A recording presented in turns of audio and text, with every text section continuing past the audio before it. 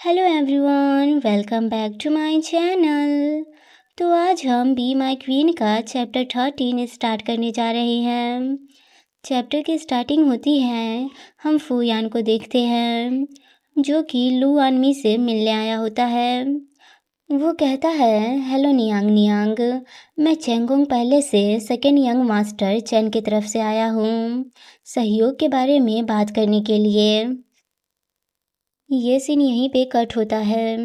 2 दिन बाद चेंगहुआ पैलेस में मोजीकिन को खून की खांसी हो रही होती है। दिन पे दिन मोजीकिन की हालत और ज़्यादा ख़राब होती जा रही होती है। जियाओ जिनिया ने तो पूरे पैलेस के फिजिशियन का जीना हराम कर दिया होता है। अभी वो डॉक्टर वांग पे चिल्ला रहा होता है कि वांग फू, अभी भी मोजीकिन को खून की खांसी हो रही है, आखिर उसकी सिचुएशन क्या है।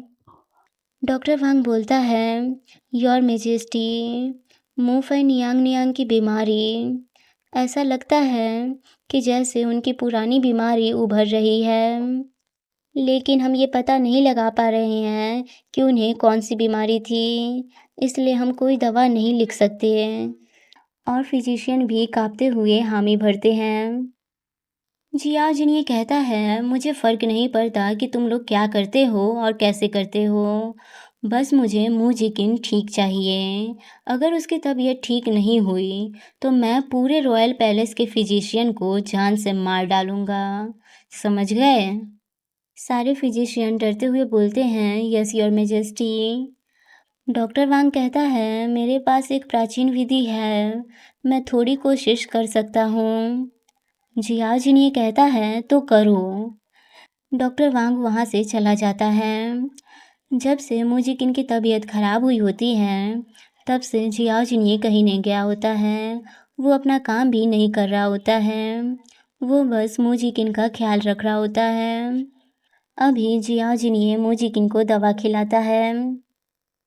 अगले दिन वो दवा खिलाते हुए मन में बोलता है, मुजिकिन, मैं तुम्हें मरने नहीं दूंगा, बस तुम जाग जाओ, फिर तुम जो चाहे वो करो, मैं तुम्हें नहीं रोकूंगा।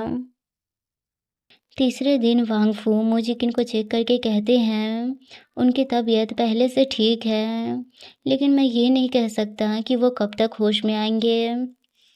जियाओ जिनिया ने कोई कसर नहीं छोड़ी होती है, वो दिन रात जाग कर उसका ख्याल रख रहा होता है। वो एक पल के लिए भी उससे दूर नहीं होता है। उसे लगता है कि वो अगर दूर होगा तो मोजिकिन उसे छोड़कर चला जाएगा।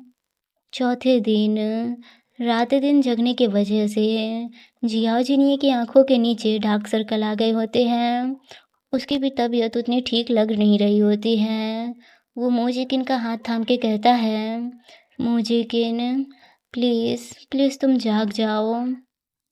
5वें दिन लियुआन की सर्वेंट बोलती है, नियांग नियांग, मैंने सुना है कि उस आदमी की तबीयत बहुत ज़्यादा ख़राब है, वो अभी तक बेहोश है।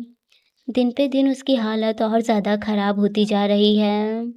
और फूयान वहाँ आकर बोलता है, लू फई नियांग नियांग, आपका गिफ्ट क्या आपको पसंद आया। लीवान कहता है, ओ, तो चेनहुआ पैलेस का कांड तुमने करवाया है। फूयान कहता है, नियांग नियांग, हम एक ही नाव में सवार हैं। ये गिफ्ट आपको ज़रूर पसंद आया होगा, क्या अब आपको मुझ पर विश्वास हुआ। वहाँ पे एक सर्वेंट आता है। वो कहता है, नियांग नियांग, चेनहुआ पैलेस में उस आदमी को होश आ गया है, वो पूरी तरह से रिकवर नहीं हुआ है, लेकिन फिर भी वो अभी ठीक है। लुआन कहता है, क्या वो होश में आ गया। वो नीच इंसान इतनी जल्दी होश में कैसे आ सकता है। फूयान कहता है, चिंता मत कीजिए, वो अभी भी कमज़ोर है, वो कुछ नहीं कर सकता, हमें अपने सहयोग पे बात करनी चाहिए। लियुआन कहता है, तुम क्या कहना चाहते हो।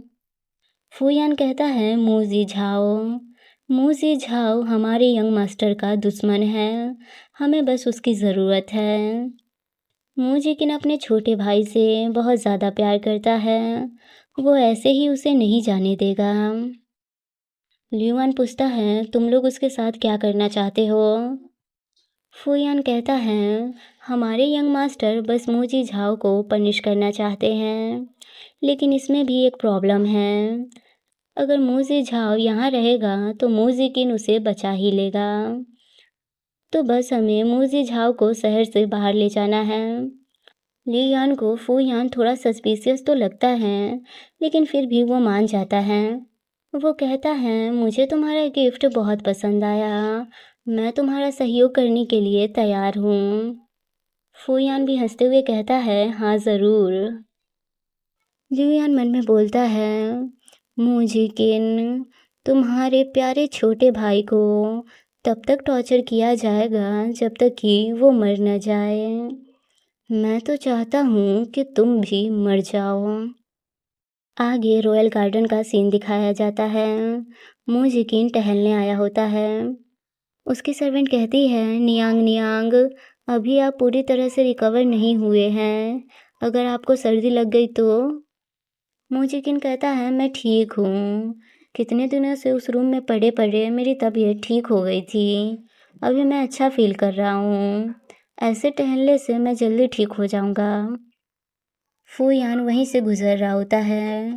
वो मूजी किन को देखकर कहता है, मुँह फई नियांग नियांग, मुझे नहीं पता था कि मैं आपसे मिल जाऊँगा, आप कैसे हैं। लिंसू तुरंत ही मूजी किन को प्रोटेक्ट करने के लिए उसके सामने आ जाती है। फूयान कहता है, आपके सर्वेंट को पता है कि अपने मालिक को कैसे प्रोटेक्ट किया जाता है। मूजी किन जानबूझकर अपने होठ को काट के अपने मुंह से खून निकालता है। मूजी किन के मुंह से खून आते देख लिंसू घबरा जाती है। वो मूजी किन को बैठाकर कहती है, नियांग नियांग, आप आराम से यहाँ बैठिए, मैं जल्दी से डॉक्टर को बुलाकर लाती हूँ। ये बोलकर वो डॉक्टर को बुलाने चली जाती है। लिंसू के जाने के बाद फू यान ग्रीट करके कहता है, हमने जो प्लान किया था वो पूरी तरह से तैयार है। मूजी किन बोलता है, ओ तो ठीक है।